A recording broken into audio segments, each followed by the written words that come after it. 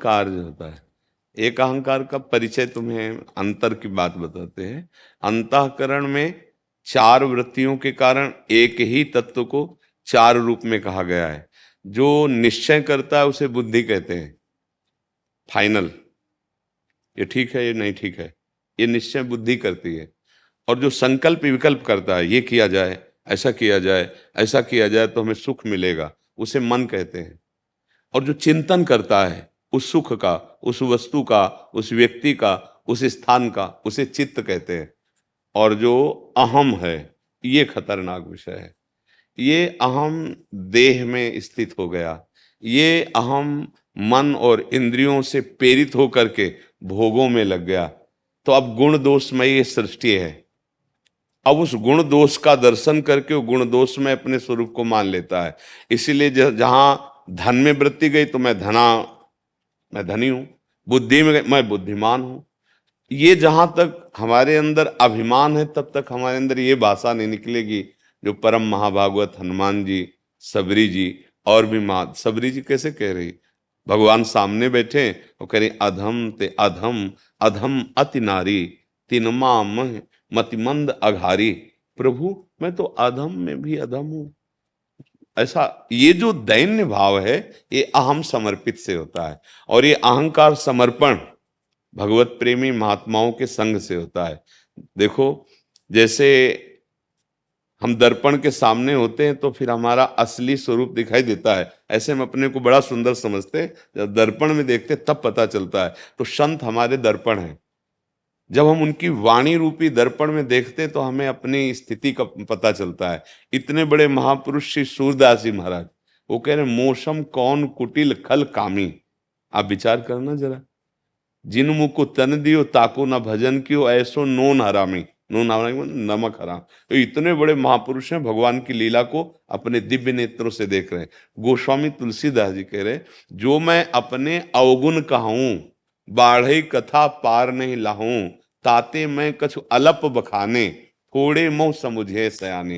ये तब होता है जब अहंकार समर्पित हो जाता है। यदि हम संतों के वचन सुने और भगवान नाम जप करें तो संतों साधन को हरि भजन है कै सत्संग सहाय। इसकी प्रधान साधना तो जैसा आपने सुना और आपने बोला कि नाम ही है, और इसका सहयोगी सत्संग है। जब हम सत्संग सुनते हैं उनमें जो हमें दिव्य भागवतिक स्थिति के सद्गुण, तो मुझे लगता है कि मेरे में नहीं है और मैं इनको धारण भी नहीं कर सकता, तब एक असमर्थता प्रकट होती है।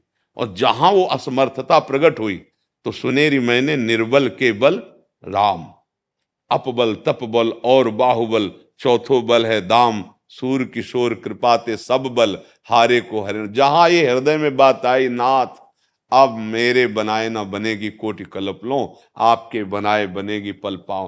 हे प्रभु मैं आपकी शरण।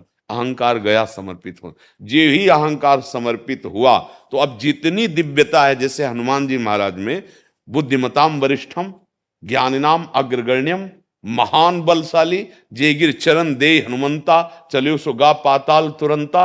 अब उनको ये सब राम कृपा नजर आ रही। तो अपनी बात जब कहते तो कह रहे असमय अधम सखा सुन, पर मोहू पर रघुवीर, मुझ जैसे पर भगवान की कृपा। तो जितने सद्गुण, जितनी दिव्य सेवा, जितनी दिव्य साधना उपासक देखता है भगवान की कृपा में, और जब अपनी तरफ देखता है तो फिर उसको अपने में दिखाई कहाँ मैं अधम और कहाँ भगवान की कृपा। तो जब तक हमारा ये अहंकार है तब तक ये बात नहीं आ पाती। और जहां ये अहंकार संतों के वचनों के द्वारा प्राप्त हुए विवेक से शासन में आया और नाम जप के प्रभाव से पवित्र होकर भगवान के चरणों में चढ़ा, तो फिर ये दैन्यता आ जाती है, जिस दैन्यता से भगवान अधीन हो जाते हैं। यही दरबार दीन को आदर, रीति सदा चली आई। तो ये अहंकार ही आड़े आता है, बंधन में आता है। यही संस्कृति मूल शूल प्रद नाना, सकल शोकदायक अभिमाना। तो कृपा निदान भगवान आपको सत्संग भी दिए और नाम भी जप किया। बस आचरण पवित्र होने चाहिए। अगर हमारे आचरण गंदे हुए तो हम बोल लेंगे और सुन लेंगे, लेकिन ये स्थिति नहीं आएगी। आचरण पवित्र हो। हम सब बच्चों से प्रार्थना करते हैं, आप हमारे बच्चे हो, हमारे हृदय हो, आप लोग अपने आचरणों में कोई गंदगी ना आने दें। जो धर्म शास्त्र कहता है, जो आपके गुरुजन कहते हैं, वैसे चलो तो ये जन्म भी सफल हो जाएगा, लौकिक उन्नति भी होगी और परमार्थिक भगवत प्राप्ति भी हो जाएगी। हमारा मानव जन्म पशुवत आचरण के लिए नहीं मिला। आज हमारे नए बच्चे जो है ना, वो पाश्चात्य आचरणों को उतारने की चेष्टा करते हैं। उनसे हम भारतवासियों की कभी उन्नति नहीं होने वाली। हमारा धर्म प्रधान देश है, मर्यादा प्रधान देश है, भागवतिक देश है। हमारे देश में चरित्र की पूजा हुई है। रावण बल और बुद्धि में बहुत श्रेष्ठ है, लेकिन चरित्रहीन है तो राक्षस कहा गया। अगर हमारा चरित्र ठीक नहीं तो लोक में भी हम उन्नति प्राप्त नहीं कर सकते और परलोक में भी नहीं। इसलिए हम सब जब तक धर्म पूर्वक गृहस्थ धर्म का आचरण जो कहा गया है उसमें प्रवेश न हो, तब तक चरित्र पावन रखें। चरित्र पावन रखेंगे तो आपकी बुद्धि, आपका स्वास्थ्य, ये आपको ऐसा बल देगा कि आप जिधर जाना चाहोगे।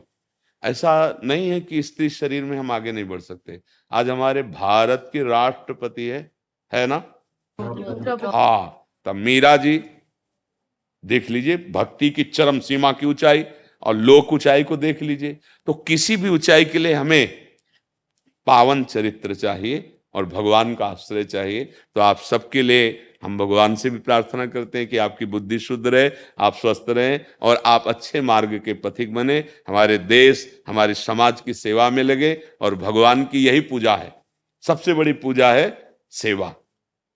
अगर हम अपने परिवार की सेवा, अपने समाज की सेवा में उतर गए, राष्ट्र सेवा में उतर गए, तो फिर भगवान को प्रसन्न करने के लिए इससे बड़ा कोई उपाय नहीं। इससे बड़ा, ये अंदर की बात तुम्हें बता रहा हूं, अगर सब में भगवत भाव करके समाज की सेवा की जाए तो भगवान का साक्षात्कार होना दुर्लभ नहीं है। जब हम अपने लिए तपस्या करते हैं, अपने लिए भजन करते हैं तो उसमें कसौटी आती है, और जब हम दूसरों को लिए करते हैं तो उसमें भगवान प्रसन्न हो जाते हैं। आप सब पावन चरित्र वाले बने और नाम जप करें और अपने गुरुजनों की आज्ञा में रहें। बहुत अच्छा लग रहा है यार, जैसे आप लोग तिलक लगाए हो ना, और भागवतिक वातावरण में इस अवस्था में बहुत अच्छा लग रहा है।